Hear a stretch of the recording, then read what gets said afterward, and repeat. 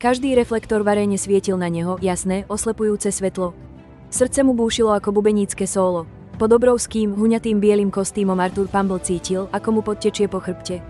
Toto bolo ono, posledný moment národnej tanečnej súťaže. Chystal sa vyhrať, chystal sa stať slávnym a chystal sa stratiť všetko. Všetko sa zdalo normálne až do tohto bodu. Ale tu bol, chystal sa ukázať svoje pravé ja svetu. Muž v kostýme Yetiho s obrovským tajomstvom. To bol Arthur Pumble. Pre jeho kolegov bol najnudnejší chlap na svete. Účtovník, béžové košele, praktické topánky, mal rád čísla. Jeho život bol ako tabuľka, usporiadaný a čistý. Chcel pokojný život, jednoduchý život, bez akýchkoľvek problémov. Ale Arthur potreboval niečo viac. Potreboval peniaze, veľa peňazí. Jeho milovaná babka Pumble, najmilšia, najnevinnejšia stará pani, akú si len vieš predstaviť, potrebovala drahú lekárskú starostlivosť. Účty sa hromadili, boli obrovské a strašidelné. Arthur, so svojím skromným platom účtovníka, bol zaseknutý. Potreboval zázrak, potom ho našiel, alebo skôr, on našiel jeho. Jednej noci, v strese a sám, si obliekol smiešný chlpatý kostým, ktorý mu babka pred rokmi vyrobila zo žartu. Pustil si disko hudbu a jednoducho tancoval. Najprv nemotorne, potom s divokou, nečakanou radosťou. Nahral to, zverejnil to online a išiel spať, že to nič nebude. Na druhý deň ráno jeho video vybuchlo. Narodil sa disko Yeti. Ľudia milovali smiešného, šťastného, tancujúceho Yetiho. Ponuky na reklamy a vystúpenia sa valili a zrazu mal Arthur peniaze na babkinu starostlivosť. Svoje dva životy prísne oddeľoval. Účtovník cez deň, disko Yeti v noci. Nikto, ani živá duša, nepoznal jeho chlpaté tajomstvo.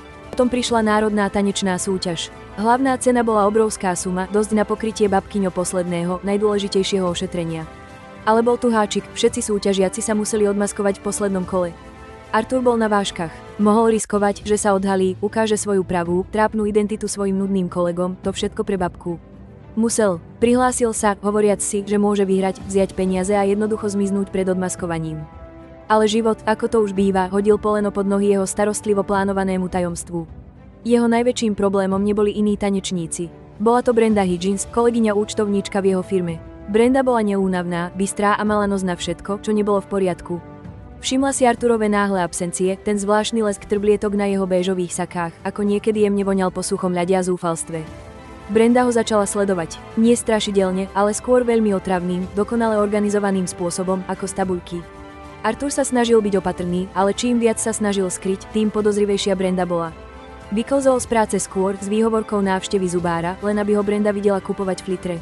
Vysvetľoval unavené oči tým, že pracoval do noci, ale Brenda ho raz prichytila, ako si zdriemol v skladisku kancelárskych potrieb a pomkával si disko melódiu. Jeho paranoja rástla, že by Brenda prišla na jeho disko Yeti tajomstvo. Začal si myslieť, že ho sleduje každý. Videl skryté významy v nevinných poznámkach. Keď sa ho šéf spýtal, či má iskrivú osobnosť, Arthur skoro odpadol. Začal si vymýšľať smiešne výhovorky, vytváral zložité alibi, ktoré často zahŕňali to, že bol zaseknutý v obrovskom klopku vlny alebo pomáhal krdľu stratených veveričiek. Každá lož ho len robila podozrivejším. Jedného večera, po obzvlášť náročnom tréningu, Arthur rýchlo utekal domov. Vedel, že Brenda je na jeho stope. Musel byť extra opatrný. Všimol si jej auto zaparkované na ulici pred jeho domom. Srdce mu vyskočilo do krku. Ona to naozaj robila. Naozaj ho chystala odhaliť. Vnoril sa do kríkov s napoli zloženou Yeti hlavou a držal trofej, ktorú tú noc vyhral. Kríkov počul Brendu, ako telefonuje. Áno, som si istá, povedala, jej hlas bol ostrý a vážny. Dôkazy sa hromadia. Myslím, že vedie celú operáciu. Niečo naozaj nelegálne. Arthurovi krv stúhla v žilách. Nelegálne. Bolo to horšie, ako len byť diskotanečníkom.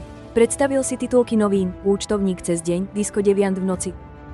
Tanečná súťaž sa stupňovala. Arthur, ako disko Yeti, bol obľúbenec davu. Jeho smiešne pohyby a čisté nadšenie si získali každého. Ale pod srsťou bol v rozklade. Myslel si, že Brenda je blízko k odhaleniu jeho identity disko Yetiho. Snažil sa ju zmiasť, nechával disko gule v jej kancelárii, posielal jej anonymné e-maily o vypadávaní srsti a s vekom. Myslel si, že to je vtipná falošná stopa pre Yetiho, ale nič nefungovalo. Len sa na neho pozerala zmeteným, no odhodlaným pohľadom. Jeho najväčšia výzva prišla od iného tanečníka, Glitter Gopher. Tento súper sa snažil sabotovať Arthura na každom kroku. Šmykľavé miesto na pódiu pred Arthurovým vystúpením, chýbajúca čižma ku kostýmu, trblietavé lepidlo, ktoré sa záhadne objavilo v jeho šampóne. Arthur bol si istý, že Glitter Gopher vedel, že je ten nudný účtovník a snažil sa ho zničiť. Kto je tento Glitter Gopher? Pomyslel si, a prečo ma tak veľmi nenávidí? Potom prišiel prvý veľký zvrat. Arthur bol Brendou zahnaný do kúta v oddychovej miestnosti, jej okuliare sa zaleskli. Sir, povedala tichým hlasom. Viem, čo robíš. Arthur sa pripravil na odhalenie Yetiho. Je to horšie, ako som si myslela. Si zapletený do jazvečích pretekov. Však... Arthur žmurkol. Jazvečie preteky. O čom to hovoríš, Brenda? Spýtal sa, naozaj zmetený. Pomyslel si, je to nejaký kód. Na diskotancovanie. Brenda buchla so zložkou na stôl. Bola plná rozmazaných fotiek Artura pri blatistých poliach, snímok obrazovky jeho finančných transakcií, čo boli len platby za babkinu starostlivosť a výtlačkov z neznámych fór, kde sa diskutovalo o pretekoch jazvecov. Nehraj sa na neviniatko, Artur, zasičala. Neskoré noci, náhle peniaze, ten zvláštny zápach špiny a srsti na tebe, podozrivé trblietky. Všetko to do seba zapadá. Ty si ten mozog za nelegálnym podzemným kruhom jazvečích pretekov. Artur bol ohromený. Nešla po disko Yetim. Myslela si, že je jazvečí gangster. Jeho temné tajomstvo bolo vlastne smiešne, ale jej obvinenie bolo nebezpečne vážne. Snažil sa vysvetliť, povedať jej o súťaži, o babke Pumble, ale ona len pokrútila hlavou. Už som zavolala políciu, Artur, povedala s ponurým víťazstvom v očiach. Budú tu každú minútu. Jeho svet sa zrútil. Mal byť zatknutý za jazvečie zločiny a jeho babka by bola stále chorá. Aký chaos. Vyvrcholenie prišlo v poslednú noc národnej tanečnej súťaže. Artur, ako disko Yeti, stál v strede pódia. Vyhral. Dav tlieskal, svetlá blikali. Moderátor, smiešne opálený muž menom Barry, podal mikrofón. A teraz, Barry zahrmel, moment, na ktorý ste všetci čakali. Veľké odhalenie. Kto je? Disko Yeti? Artur pomaly siahol po svojej Yeti hlave. Ruky sa mu triasli. Počul, ako sa sirény blížia z diaľky. Toto bolo ono. Poníženie. Zatkanie. Zhlboka sa nadýchol. Tak poďme na to, pomyslel si. Hneď ako sa jeho prsty dotkli zipsu, dvere arény sa rozleteli. Brenda Higgins tam stála, obklopená 2 policajtmi, ich odznaky sa leskli. Stoj, zakričala a ukázala na Artura.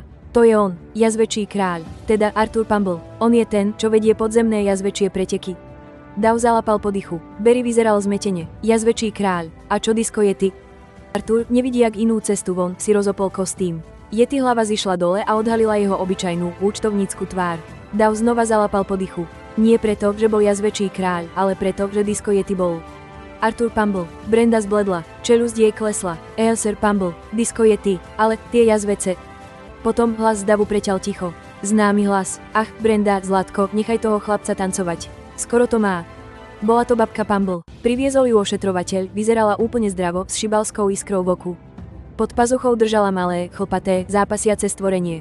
Policajti sa pozreli na babku Pumble, potom na jazveca, potom na Brendu, ktorá vyzerala, že sa chystá omdlieť. Jeden policajt vystúpil vpred. Pani Pumble, spýtal sa. Hľadáme vás. Posledných 5 rokov, vlastne. Jazvečia kráľovná. Artur sa pozrel na svoju babku. Jazvečia kráľovná. Jeho milá, nevinná babka. Žmurkla na neho. No, niekto musel zaplatiť za moje prvé kolo lekárskych účtov, Arturko. A to vzrušenie z pretekov. Ach, to je proste božské. Ukázala na zápasiaceho jazveca. Toto je Bartolomej, môj najrýchlejší pretekár. Arturovi sa zatočil svet. Choroba, lekárske účty. Bolo to všetko len divadlo. Jeho babka, mozog nelegálneho kruhu jazvečích pretekov. A on, disko Yeti, bol len rozptýlenie, nevedomý frontman pre jej divoký plán. Babka Pumble sa zasmiala. Tak pekne ti išli tie tvoje tance, Artur. Vedela som, že Brenda sa zameria na teba, aby som ju zmiatla. Bol si skvelá návnada, drahý. Brenda, zahanbená, sa snažila zachrániť si hrdosť. Takže tie zvuky jazvecov v jeho kancelárii, tie nezvyčajné vzorky srsti, tá špina, to všetko bolo váš výmysel, pani Pumble. Babka Pumble sa len usmiala. Ach, Zlatko, ja som Artura naučila všetko, čo vie o špine a srsti. Ale to tancovanie, to je celé on. Babka Pumble bola zatknutá, ale išla s hrdým úsmevom, dokonca zamávala Bartolomejovi, jazvecovi. Artur už nebol len nudný účtovník, ale teraz bol slávny disko Yeti, internetová senzácia. Zachránil babku svojím spôsobom tým, že odhalil jej bizarnú, vtipnú pravdu. Výhra išla na jej právnu obranu, čo bolo drahšie ako jej lekárska starostlivosť. Brenda, úplne ponížená, opustila prácu. Ale týždne na to ju Artur videl na komunitnom tanečnom kurze, ako sa nešikovne snaží o tango. Zdalo sa, že vzrušenie z odhaľovania tajomstiev, aj keď bolo pomýlené, v nej niečo prebudilo. Arturov život by už nikdy nebol rovnaký. Už nebol len Artur Pumble. Bol disko Yeti, symbol skrytej radosti, náhodnej slávy a absolútnej absurdnosti života. Naučil sa, že aj tí najtichší ľudia a najmilšie babky môžu skrývať tie najdivokejšie, najneočakávanejšie pravdy. A niekedy sú tie najvtipnejšie tajomstvá tie, ktoré si nikdy nevidel prichádzať. A čo ty? Myslíš si, že Artur urobil správne rozhodnutie? Čo by si urobil, keby sa tvoja babka ukázala ako jazvečia kráľovná? Dajte nám vedieť v komentároch dole a nezabudnite sa prihlásiť na odber ďalších neuveriteľných príbehov.